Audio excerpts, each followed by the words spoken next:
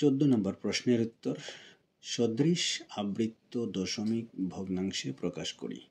এখানে দুটি সংখ্যা দেওয়া আছে 2.23 3 এর উপরে পৌনঃপুনিক চিহ্ন এবং 5.235 3 এবং 5 এর উপরে পৌনঃপুনিক চিহ্ন আছে। এই দুটি সংখ্যাকে আমরা সদৃশ আবৃত্ত দশমিক ভগ্নাংশে প্রকাশ করব। সদৃশ মানে হচ্ছে দেখতে একই রকম। এই দুটি সংখ্যারই দশমিক বিন্দুর বাম দিকে অর্থাৎ পূর্ণ সংখ্যা যেরকম আছে ঠিক সেই রকমই থাকবে। অর্থাৎ আমরা যদি লিখি 2.23 পৌনঃপুনিক সমান এখানে আমরা 2 এই পর্যন্ত আমরা ঠিক রাখতে পারি। আবার 5.235 3 এবং 5 এর উপরে পৌনঃপুনিক আছে। এখানেও আমরা 5 অর্থাৎ দশমিক বিন্দুর বাম পাশের অংশটুকু যেরকম আছে ঠিক সেই রকমই রেখে দিলাম। এবার আসি দশমিক বিন্দুর ডান পাশে। প্রথম সংখ্যাটিতে অনাবৃত্ত অংশে একটা অঙ্ক আছে, দ্বিতীয় সংখ্যাটিতেও অনাবৃত্ত অংশে একটা অঙ্ক আছে, অর্থাৎ অঙ্ক সংখ্যা দুইটা সংখ্যাতেই সমান আছে। তাহলে এখানেও কোনো পরিবর্তন হচ্ছে না, 2, এখানেও 2। এবার আসি আবৃত্ত অংশে। আবৃত্ত অংশে এখানে আছে একটা অঙ্ক, এখানে আছে দুইটা অঙ্ক।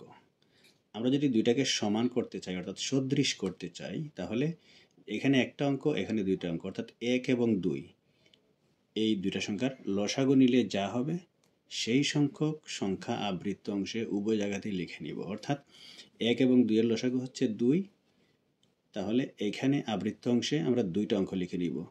এখানে আবৃত্ত অংশে 3 আছে এবং 3 এর উপরে পৌনঃপুনিক চিহ্ন, তার মানে এরপরে আমরা যাই লিখি না কেন 3 ছাড়া আর কিছু লিখতে পারবো না। আমাদের যেহেতু দুইটা অঙ্ক দরকার আবৃত্ত অংশে, তাহলে দুইটা 3 দিয়ে দিলাম, পৌনঃপুনিক চিহ্ন দুইটার উপরেই। আর এখানে তো দুইটা অঙ্ক আছেই, 3 এবং 5। এবার আমাদের সদৃশ আবৃত্ত দশমিক ভগ্নাংশে রূপান্তর হয়ে গেল। পরের প্রশ্নে এখানেও দুইটা সংখ্যা আছে, 7.26 6 এর উপরে পৌনঃপুনিক চিহ্ন, আবার 4.237 7 এর উপরে পৌনঃপুনিক চিহ্ন। এই দুইটা সংখ্যাকে আমরা সদৃশ আবৃত্ত দশমিক ভগ্নাংশে প্রকাশ করব। প্রথম সংখ্যাটি লিখি 7.26 6 এর উপরে পৌনঃপুনিক। এটাকে আমরা সদৃশ আবৃত্ত দশমিক প্রকাশ করতে গেলে পূর্ণ সংখ্যা যা আছে অর্থাৎ দশমিকের বাম পাশে যা আছে তা আমরা হুবহু লিখে নিব, অর্থাৎ দশমিক বিন্দু পর্যন্ত আমরা লিখে নিতে পারি অনায়াসে।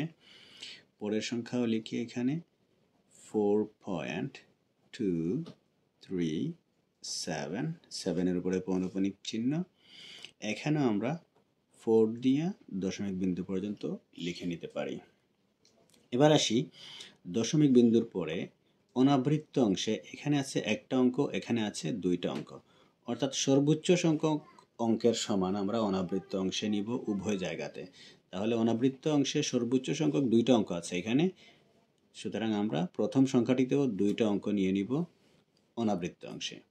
তো একটা অঙ্ক তো 2 আছেই, তারপরে আমরা কি লিখব এখানে অনাবৃত্ত অংশে? 2 এর পরেই 6 দিয়া পৌনঃপুনিক আছে, তার মানে 2 এর পরে যাই লিখি না কেন আমরা 6 ছাড়া কিছু লিখতে পারবো না। 2 এর পরে বারবারই এই 6 সংখ্যাটি বারবার এসেছে, সুতরাং আমরা যদি 2 এর পরে কিছু লিখতে চাই তাহলে সেটা 6 লিখতে হবে। তাহলে আমরা অনাবৃত্ত অংশে একটা 6 লিখে নিলাম। আমাদের অনাবৃত্ত অংশে দুইটা অঙ্ক হয়ে গেল। আর এই সংখ্যাতে অনাবৃত্ত অংশে তো দুইটা অঙ্ক আছেই, 2 এবং 3। এবার আসি আবৃত্ত অংশে। আবৃত্ত অংশে এখানে আছে একটা অঙ্ক, এখানে আছে একটা অঙ্ক, তাহলে দুই জায়গাতেই একটা একটা আছে অর্থাৎ সদৃশ অবস্থায় আছে। সুতরাং আমরা এই সদৃশ অবস্থাতেই রেখে দিব, অর্থাৎ 6 পৌনঃপুনিক এবং 7 পৌনঃপুনিক দিয়ে দিলাম। এই আমাদের দুইটি সংখ্যাকে সদৃশ আবৃত্ত দশমিক ভগ্নাংশে রূপান্তর করা হয়ে গেল। গ নাম্বার প্রশ্ন, এখানে তিনটি সংখ্যা আছে, 5.7 পৌনঃপুনিক, 8.34 3 এবং 4 এর উপরে পৌনঃপুনিক চিহ্ন, 6.245, এখানে 2 এবং 5-এর উপরে পৌনঃপুনিক চিহ্ন, মাঝখানে নাই। এভাবে যদি দুই প্রান্তে পৌনঃপুনিক চিহ্ন থাকে এবং মাঝখানের সংখ্যাগুলোর উপরে থাকে না, তাহলে আমরা ধরে নিব এই সবগুলো অঙ্কের উপরেই পৌনঃপুনিক চিহ্ন। তাহলে এখানে 2, 4, 5 এই তিনটা সংখ্যাই পৌনঃপুনিক, অর্থাৎ এই তিনটাই আবৃত্ত দশমিক। এবারে আমরা এই তিনটি সংখ্যাকে সদৃশ আবৃত্ত দশমিকে প্রকাশ করব। তাহলে আমরা তিনটি সংখ্যা লিখে নিই। প্রথমে এখানে 5.7 পৌনঃপুনিক, 8.34, 3 এবং 4 এর উপরে পৌনঃপুনিক, 6.245 তিনটা সংখ্যার উপরেই পৌনঃপুনিক চিহ্ন। এবার এগুলাকে আমরা যদি সদৃশ আবৃত্ত দশমিকে প্রকাশ করি, তাহলে তিনটি সংখ্যারই দশমিক পর্যন্ত আমরা লিখে নিব, অর্থাৎ 5.8.6 লিখে নিলাম। এবার দশমিক বিন্দুর পরে অনাবৃত্ত অংশে কোনো সংখ্যা নাই, কোনো অঙ্ক নাই, অর্থাৎ অনাবৃত্ত অংশে আমাদের কিচ্ছু লিখতে হচ্ছে না এখানে, কারণ সবগুলো অঙ্কই আবৃত্ত। তাহলে এবার আসি আবৃত্ত দশমিকে। আবৃত্ত অংশে এখানে আছে একটা অঙ্ক, এখানে আছে দুইটা অঙ্ক, এখানে আছে তিনটা অঙ্ক। তাহলে আমরা কি করব, এখানে 1, 2 এবং 3 এই তিনটি সংখ্যার লসাগু নিয়ে যা হবে সেই সংখ্যক আবৃত্ত দশমিক অঙ্ক আমরা তিনটা সংখ্যাতেই লিখে নিব। তাহলে আমরা দেখি তো 1, 2 এবং 3 এর লসাগু কত? 1, 2 এবং 3 এর লসাগু হচ্ছে 6। তাহলে প্রত্যেকটি সংখ্যার আবৃত্ত অংশে 6টি অঙ্ক হবে। প্রথম সংখ্যাটিতে এখানে আবৃত্ত অংশে 7 আছে, 7-এর উপরে পৌনঃপুনিক চিহ্ন। তার মানে হচ্ছে এখানে আমরা দশমিক বিন্দুর পরে যাই লিখি না কেন 7 ছাড়া আমরা কিছু লিখতে পারবো না। যতটা অঙ্কই লিখি না কেন আমরা প্রত্যেকটা অঙ্কই 7 লিখতে হবে। যেহেতু আমাদের আবৃত্ত অংশে 6টা অঙ্ক হবে, অর্থাৎ আমরা 6টা 7 লিখব এখানে।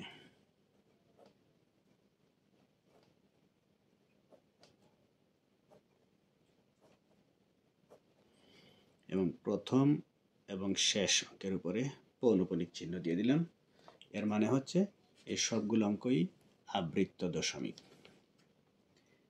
এরপরে আসি আমরা এখানে 8.34, 3 এবং 4 দুইটার উপরেই পৌনঃপুনিক চিহ্ন। তার মানে এখানে দশমিকের পরে পর্যায়ক্রমে 3, 4, 3, 4, 3, 4 এরকম সংখ্যাগুলি বারবার আসবে। যেহেতু আমাদের আবৃত্ত অংশে 6টা অঙ্ক লিখতে হবে, তাহলে আমরা লিখব 3, 4, 3, 4, 3, 4 এবং প্রথম অঙ্ক এবং শেষ অঙ্কের উপরে পৌনঃপুনিক চিহ্ন দিয়ে দিব। এবারে 6.245, এখানে দশমিক বিন্দুর পরে 2, 4, 5 এই তিনটা অঙ্কই আবৃত্ত দশমিক, অর্থাৎ পৌনঃপুনিক চিহ্ন এই তিনটা অঙ্কের উপরেই আছে। তার মানে হচ্ছে দশমিক বিন্দুর পরে এই তিনটা অঙ্ক বারবার পর্যায়ক্রমে আসবে। তাহলে আমাদের যেহেতু আবৃত্ত অংশে 6টা অঙ্ক লিখতে হবে, সুতরাং আমরা এগুলাকে পর্যায়ক্রমে লিখে নিব। 2, 4, 5, 2, 4, 5 প্রথম 2 এবং শেষ 5-এর উপরে পৌনঃপুনিক চিহ্ন দিয়ে দিলাম।